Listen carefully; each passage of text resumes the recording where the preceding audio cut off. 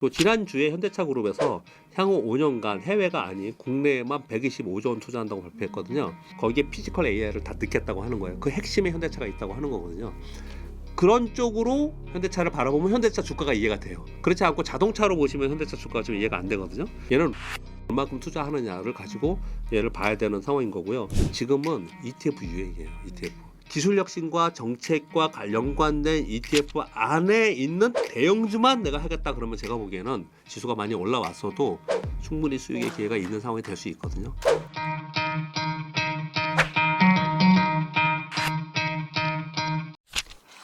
비트코인 한번 여쭤볼게요. 네. 최근 비트코인 비롯해서 가상 자산 가격이 우르르 폭락하면서 하락세를 네. 이어가고 있는데요.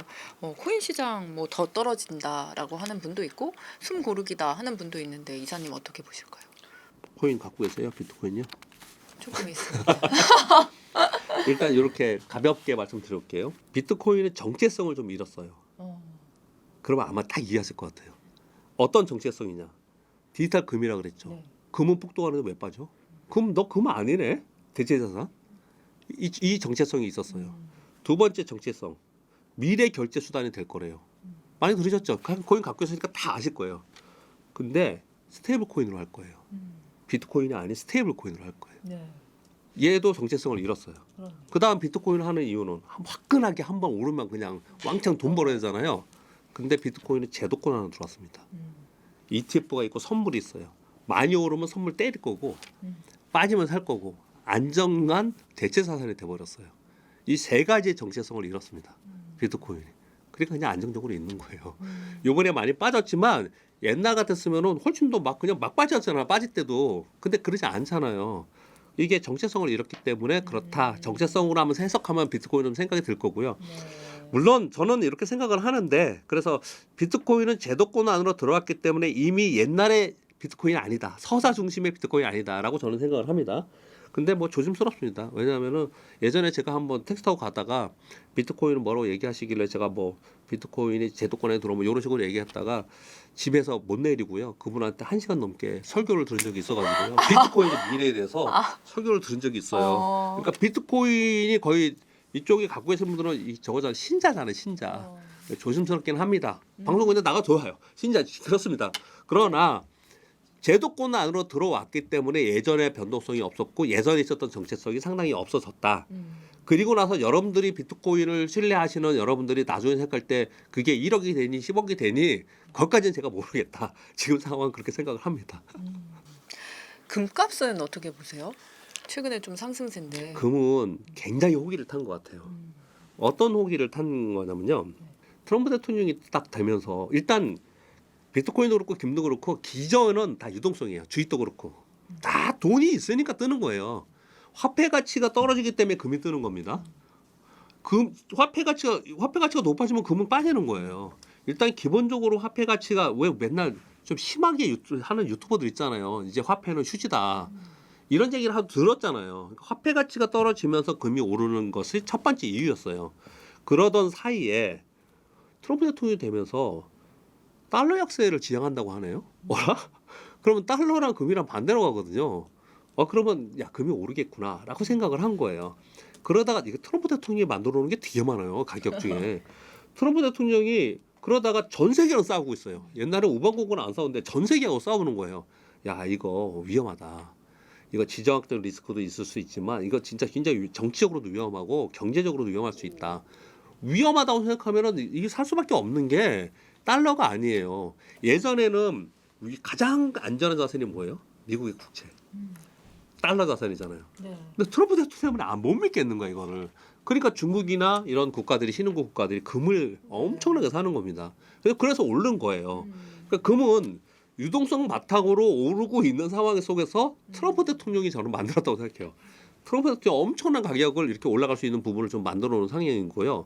이런 상황 속에서 특히나 작년 말서부터 올해 더 오를 수밖에 없었던 이유는 올해 미국은 중간 평가가 있습니다. 트럼프 대통령이 어떤 행동을 할까요? 저도 두렵습니다. 전 솔직히 되게 두려워요. 어떤 행동을 할지. 자기 지지율 떨어지지. 정책적으로도 할 것도 없어. 그리고 트럼프 대통령이 국민을 위해서 또는 이번에 선거를 위해서 뭐 감세 정책을 해가지고 국민들한테 직접적으로 돈을 주고 막 이런 얘기 하잖아요. 그거 서민들한테는 안 돌아가요. 왜요? 우리나라는 개인들한테 돈을 주잖아요. 20만 원, 30만 원 얼마 안 되지만 주잖아요. 거기는 감세로 주는 거예요. 세금을 감세 주는 거예요. 원래 먹고 살기 힘들었던 저민이 무슨 세금이 어디 있습니까? 부자들만 감세해 준 거예요. 더 오히려. 그래서 그것도 잘 안 먹힐 가능성이 굉장히 높습니다. 기대는 근데 주의사항은 호재예요. 근데 저는 저의 생각을 얘기하는 겁니다. 그럴 가능성이 상당히 있거든요. 그래서 지지율 계속 떨어지고 선거를 해야 되고 이 상황이 계속 되고 요번에 관세 뭐 위법이라 그러고 뭘 어떤 선택을 할까? 아, 이 방송에서 제가 무서워서 말을 못 하겠습니다. 개인이 되게 두려워요. 이렇게까지 듣고 나서 금을 생각해 보세요. 얼마나 좋아요. 저는 금이 그런 호기를 타서 올라갔다라고 저는 생각을 하고 있습니다. 금에 대해서는. 그럼 금 투자는 실물, 금 ETF, 뭐 금 관련주 네. 이 중에 어떤 방식이 조금 가장 좋을까요? 저는 금융회사 직원이잖아요. 네. 금융회사 직원이 제일 중요한 거는요. 수익률보다 유동성입니다. 유동성. 즉각 할 수 있고 즉각 현금화할 수 있는 걸 훨씬 좋아합니다. 그래서 여의도에서 돈 좀 있는 금융인들은 집 안 사는 거 아세요? 집 안 사요. 왜 집을 사? 그냥 안 필요할 때 하면 되지. 근데 그런 차이점이 있어요. 그런 걸 전제하고 말씀드리겠습니다. 즉각적으로 현금화 할 수 있는 쪽에 ETF를 하던 뭐 이런 것들로 하는 게 왜냐하면 만약에 그거 바를 만들어가지고 뭐 네. 바를 샀어요. 뭐 요즘 만들기도 많이 한대요. 돌반지하고 막 다 가져가가지고 뭉쳐서 뭉쳐서 바를 많이 만든다고 그러더라고요.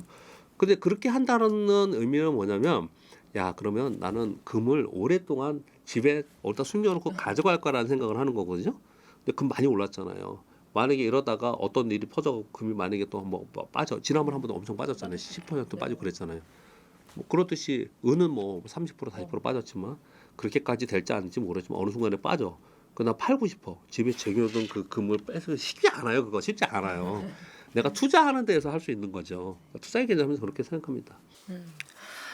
환율이 1,450원대 막 오르락 내리락 네. 하고 있는데 올해 환율 방향을 결정할 뭐 중요한 변수 물어보시는지 궁금하고 투자자가 확인할 지표 어떤 거 챙기면 될까요? 저는 환율은 좀 하향 안정화 될 거라고 믿고 싶습니다. 그렇게 됐으면 좋겠는데요. 그럴 가능성이 저 있다고 생각을 좀 하는데요. 참 어려운 게 너무 많아요. 진짜 저도 방송하고 이런 걸 분석해가지고 우리 직원한테들 보내주고 세미나도 하고 하거든요. 근데 모든 자료에 불확실성은 다 트럼프예요.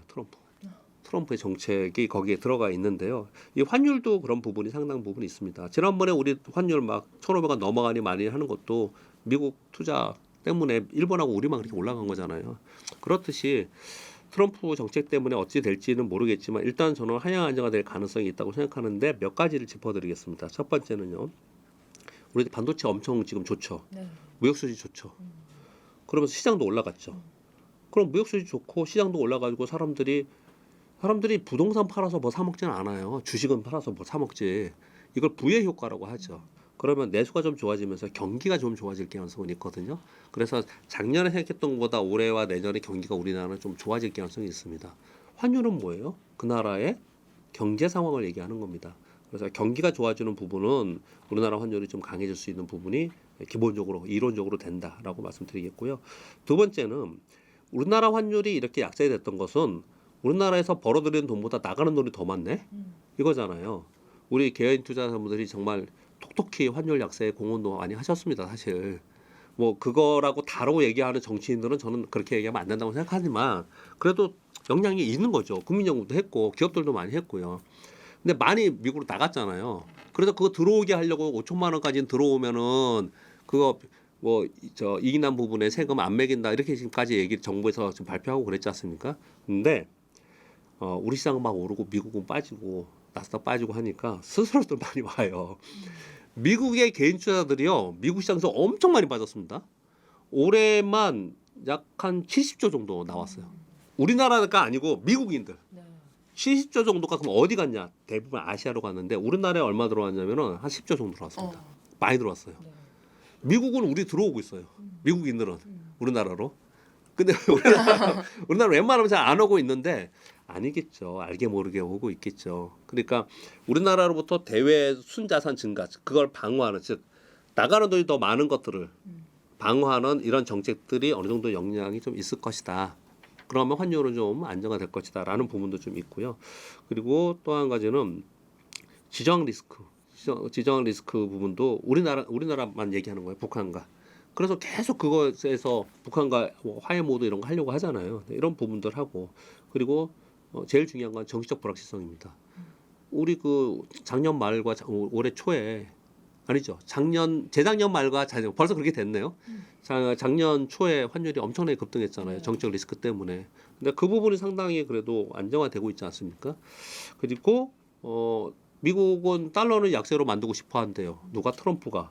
그랬더니 너무 아래로 떨어지니까 베트남 상관이 아니다 그러기도 했지만 근데 거기는 적당하게 약세로 만들고 싶어 하고 그리고 거기에 맞춰서 반대로 자국의 통화를 강세로 만들고 싶어하는 국가가 있죠. 엔화는 금리 인상하면서 강세로 만들고 싶어하죠. 얘들은 이해관계가 딱 맞아 떨어져요. 엔화가 강세가 되면 얘가 떨어지잖아요. 그러면 달러 약세가 되고 엔화 강세가 되면 우리 원하는 강세가 되죠. 그래서 우리나라는 약간 강세가 될 가능성이 있거든요. 그래서 이래저래 우리나라가 이번에 반도체 슈퍼 사이클의 덕도 굉장히 보지만 어쩌면 시장이 많이 떨어지면 많이 안 떨어질 것 같은 생각이 많이 드는 게 떨어지면 환율 때문에 본격적으로 외국인이 들어올 가능성도 있어요. 올해 외국인들이 우리나라 올해 엄청 떴죠. 그렇죠. 외국인들이 얼마나 샀을 것 같습니까? 얼마나 15조 원 팔았습니다. 15조 무려 15조 원을 팔았어요. 외국인들이 우리나라에 요번에 2,600부터 여기 6,000 가까이 오는 동안 외국인들은 못 샀습니다. 작년에도 팔았어요. 그냥 반도체 가지고 엄청 이익 내고 팔고 나갔고 한번 그랬지 우리나라를 지속적으로 사는 패시브 자금 들어와서 사는 게 별로 없었습니다. 왜? 환율 때문에요. 그래서 환율이 하향 안정화되면 우리 시장에 또 기회가 오는 거거든요. 그래서 우리 시장에 제가 이런 것 때문에 가끔 방송할 때 말씀드리는데 이 많이 올랐다고 자꾸 이게 이 아래쪽으로 인버스 사시려고 하는 분 되게 많은데요. 뭐 좋아요. 인버스 투자니까. 근데 3,500포인트 정도 때 역사적 신고가 냈을 때 엄청 인베스트 많이 샀습니다. 지금 6,000이잖아요. 박살 났습니다. 그때 한번 그랬거든요. 근데 5,000 넘어가니까 또 많이 사시더라고요. 근데 떨어질 거라고 저도 봅니다. 떨어지겠죠. 저 정도 보이겠죠. 그러나 많이 안 떨어질 수 있어요. 많이 안 떨어질 수 있다는 걸 한번 생각해 보시면 떨어질 거는 저도 공감해요. 근데 뭐 많이 이익이 업사이드로 이익을 내가 많이 봐야지 투자를 하는 거 아니에요. 근데 많이 안 떨어질 것 같은 데로 왜 위험을 무릅쓰고 그렇게 해야 되냐는 거죠. 그래서 혹시 아래쪽에 베팅을 해보고 싶은 사람은 얼마나 떨어질까 한번 생각해 보세요. 그러면 좀 답이 나올 거라고 생각합니다. 최근에 이제 돈이 개별주보다는 ETF 쪽으로 좀 몰리는 분위기인데 왜 이런 걸까요? 이번에 들어오는 돈은 그냥 보수적인 돈인 것 같아요. 제가 분기별로 퇴직연금 세미나를 하거든요. 방송도 하고 하는데 이걸 제가 몇 년 동안 했냐면 한 4년 했거든요. 아무도 말을 안 들어요. 하라 그래도 안 해요. 아무도 안 해요. 솔직히 저도 방송 처음에 할 때는 세미나 할 때는 저도 안 했었어요. 안 했었는데 제 옆에 저보다 2살 많은 형님이 봤더니 어라? 저랑 비슷한 연배로 비슷하게 퇴직연금이 비슷하게 쌓였을 거 아니에요. 이 형은 저보다 80%가 높아요. 금액이. 그걸 봤더니 퇴직연금을 진짜 적절하게 운영을 하고 있는 거예요. 그래서 늦었지만 저도 이제 하기 시작을 했어요. 하기 시작해서 퇴직연금 수익률이 100%가 넘었어요. 그래서 그렇게 얘기를 또 안 하더라고요. 이 얘기를 왜 하냐면요. 이제는 해 또. 이제 와서 그걸 하더라고요. 그래서 너무 걱정스러워요. 내 퇴직금도 까먹으면 안 되는데 지금 하시더라고요 그거를. 아무튼 다시 돌아가서 퇴직연금에서 상당 부분 많이 합니다. 왜 느끼냐면요. 퇴직연금이 500조 시장이에요. 500조 시장이고 ETF 시장이 300조라 그랬습니다. 작년 12월에. 300조라 그랬는데 얼마 전에 330조라는 걸 제가 방송을 했거든요. 지난주에 그쪽에 관련된 ETF 관련된 일하는 사람하고 점심을 먹었는데 350조가 넘었대요. 350조가. 그러니까 50조 이상이 어디서 들어온 거예요. ETF로 들어온 돈이에요. 요 한 달 사이에. 한 달 사이에 들어왔는데 제가 보기에 퇴직연금에서 들어와서 퇴직연금에서는 개별 주식 매매를 못 해요. 그러니까 퇴직연금에서는 뭘 할까요? 펀드 아니면 ETF 사는데 저는 펀드를 권하고 아니면 지금은 좀 퇴직연금 안 했으면 좋겠다는 마음이 들거든요. 좀 길게 보시고 하시던지 근데 남들 하니까 또 벌어보겠다는 사람이 퇴직연금에서 ETF를 샀을 가능성이 저는 높다고 생각해요. 그래서 걱정이 들어요. 그리고 또 하나는 그 요구불 예금, 우리 그냥 적금이 아닌 개인 통장에 들어간 예금 있잖아요. 그거 엄청 빠져나갔습니다. 그거 80조 나갔습니다. 80조. 그럼 그 돈은 어디 갔을까? 부동산 샀을까요? 아니잖아요. 이번에는요. 그렇죠. 그러니까 그런 돈들은 퇴직연금에 있었고, 그리고 개인 내가 통장에 있었고, 이런 돈들은 적극적으로 주식 투자를 하고 적극적으로 투자할 마음이 있는 사람들이 아니었어요. 그런데 너무 좋다고 하니 나도 해보자 하고 들어왔을 거 아니에요. 그럼 겁이 날 거 아닙니까? 주식은 못 사겠어. 그러니까. 남들이 얘기하는데 ETF는 안정적인 거래. ETF 절대 안정적이지 않아요. ETF 주식 개별 주식과 똑같은 거예요. ETF 반토막 납니다, 여러분. 근데 대부분 사람들이 안정적이래. 그러니까 개별 주식은 나는 못 하겠고, 아 그래 그러면 비교적 안정적이라고 하니까 나는 ETF 하자라고 들어오는 보유적 자금들이 ETF로 어마어마하게 들어온 거예요 지금. 그리고 저는 이게 이제 시작이라고 생각이 들어요.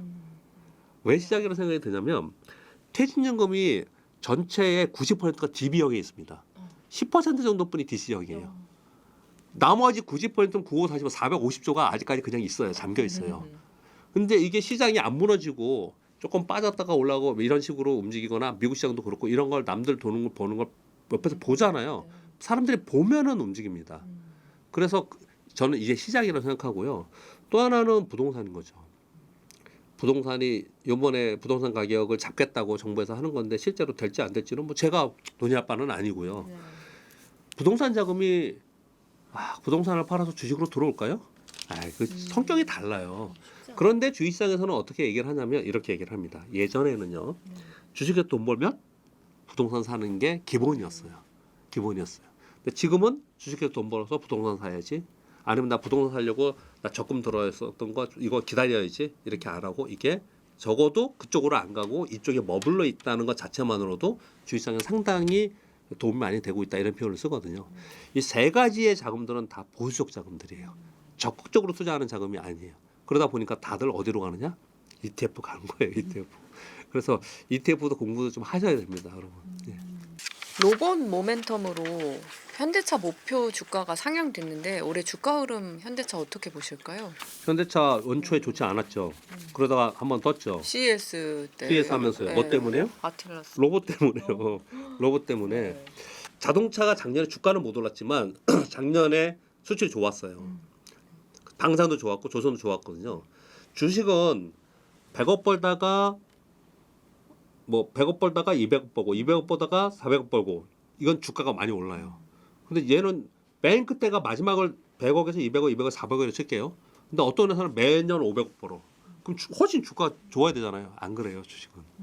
주식은 안 그러고요. 100억에서 200억, 200억, 400억 이게 주가 더 오르는 거거든요.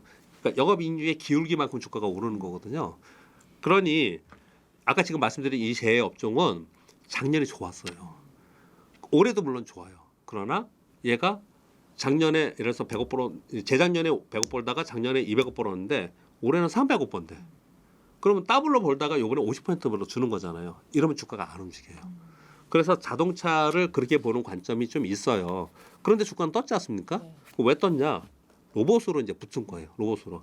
그래서 지금은 현대차를 자동차의 판매 대수나 이익은 기본 바탕으로 좀 가시되 얘는 로봇으로 얼마큼 투자하느냐를 가지고 얘를 봐야 되는 상황인 거고요. 그리고 올해는 로봇이 이슈가 될 거라고 생각이 돼서 현대차 요번에 계속 관심을 보이는 건 분명히 맞고요. 그리고 지난주에 현대차 그룹에서 향후 5년간 해외가 아닌 국내에만 125조 원 투자한다고 발표했거든요.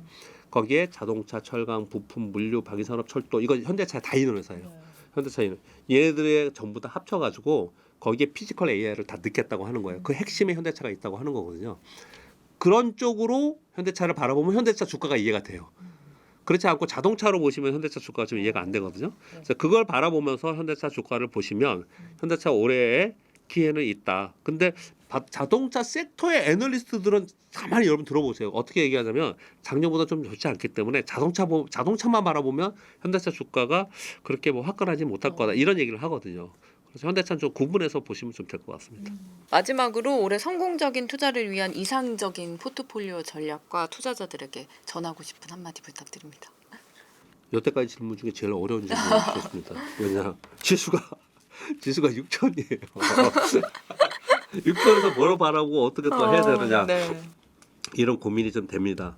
근데 시장이 좋을 때 물 들어올 때 노조라고 이럴 때 해야 되는 건 분명히 맞는 거는 맞잖아요. 그렇다고 막 겁나지 않으세요? 지수가? 그런 생각이 좀 들지 않습니까? 그래서 마음을 일단 싹 비운 상태에서 내가 뭘 연구해갖고 내가 남들보다 더 수익을 못 내겠다 이런 생각을 일단 벗어나서 시장이 지금 유동성 ETF로 들어오는 유동성에 의한 굉장히 센 장이다라는 걸 인정하고 순응하자. 첫 번째 순응하자. 지금 너무 올라서 이제 살 게 없다, 이제 못 산다, 뭐 이렇게 생각하시면 되게 많거든요. 그래서 시장에 순응하면 보여요.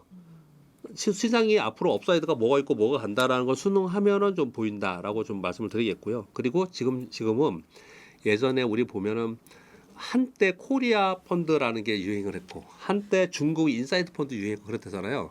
근데 지금은 ETF 유행이에요. ETF.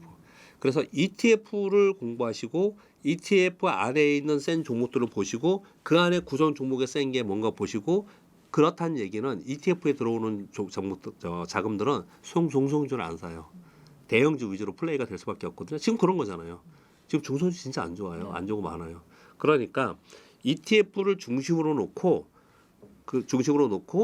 기술 혁신과 정책과 연관된 ETF 안에 있는 대형주만 내가 하겠다 그러면 제가 보기에는 지수가 많이 올라왔어도 충분히 수익의 기회가 있는 상황이 될 수 있거든요.